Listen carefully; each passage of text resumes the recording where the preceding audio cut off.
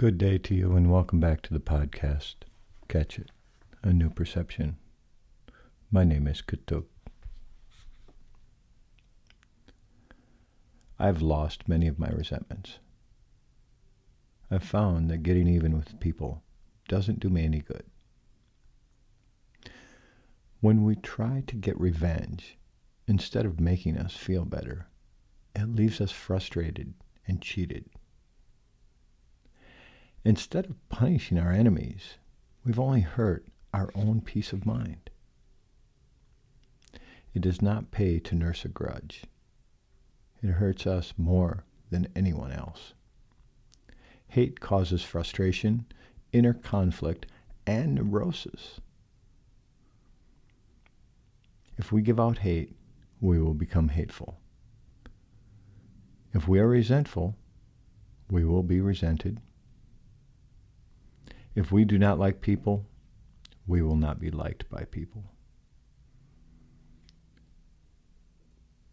Revengefulness is a powerful poison in our system, in our bodies, in our essence, and who we are. We do not need such things. How do we move forward? Without resentment. Learning how to see things different, learning how to see people different, learning how to see ourselves different. The first thing that we do is we take a different action. We take a different action so we begin to think different. We let go of the resentment through an action, and we begin to see the world different. Whatever it is that I put out there is what I have inside of me. When I'm angry, I receive anger. Now I have more anger inside of me because I've given it and I've received it. And so now it's all I'm about in a given day. I give love. I receive love. Now the essence of love is in me. I give respect. I've talked about this in different ways when it comes to respect.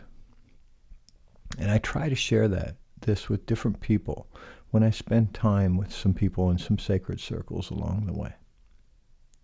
This idea that if I learn to respect the wee ones, the ones learning to talk, the ones learning to walk, the ones being educated very early in their life in many different ways, I learn to respect them like I respect elders. What is it that they will give me? I've talked about this idea of not demanding respect from them. And then I take it to the next level and just give them respect. Learn to respect them. How else could I teach them respect? How do we teach love? By giving love? How do we teach hate, resentment, frustration? By giving it. So when we give those things, that's what we teach, that's what we receive. How do we receive a gift? What is a gift? What is medicine? Is love medicine? Is respect medicine? It allows me to be able to think different and feel different when someone shows me dignity. I get the fact that people call me an old timer in different ways. I get it. And I don't have a problem with it. I had a young man at work. I say young man because he's probably about the age of my children. And I'm working with him and he goes to say something and he says something along the lines of, "Oh, you're old, you get it." And he stopped. And after the guest left, I said to my supervisor, this man I'm referring to is my supervisor, I said to him, "I don't have a problem with the term old as you may use it. I think being an elder is a good thing. For one, it's better than the alternative. Because if I wasn't becoming an elder, I would already have passed on and returned to the spirit world. So the only other option I have is to become an elder. And I appreciate being an elder. So when I appreciate it, then people don't have such disdain for an elder because I'm not bitter that I am one. You see how deep these threads run? Is that when I have a problem with being who I am, and I'll tell you I don't, but I don't like getting older. Oh no, I love this, I love that, I love myself, and I'm getting to be an elder and I don't like it. Well, then why would other people appreciate me being an elder if I don't like it myself? This is the essence of what I'm talking about in this podcast in every episode, is I need to not only find comfortability in who I am, learn to love who I am without egotism, with confidence, to respect who I am as an elder, and then other people will respect me as an elder. Some people may not see me as an elder. I get it. I remember one elder I was working with. He was a spiritual advisor of mine. He was a great mentor, and he was in his 90s, like some other spiritual advisors and mentors I've had were when they left. And he was talking about this kid. He's like, oh, yeah, she's a good kid. And I'm thinking, she's 70 years old. Okay? You see, the perception that we have is he has kids in his 70s at the time. His children. So therefore, they're all kids. It's kind of the perception we have. I was just referring to this young man that I work with, who's a supervisor of mine, that is my kid's age. So I refer to him as a young man. I could refer to someone my age as a young man. I don't know. All of this terminology and all of the things we tell ourselves is what it is that we're going to give others and ask them to see us this way. When you live with disdain, you're asking people to see you with disdain. When you live with love, you're asking them to see you with love. When you live with respect and you give respect, you're asking to be seen with respect. Egotism. Throw some egotism out there, and people will see you with egotism. They will give it back to you. They will try to outshine you, because that's what egotism does.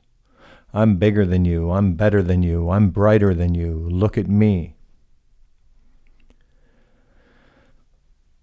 I like being able to keep my egotism out of things. I like being able to see that in other people when they keep their egotism out of things.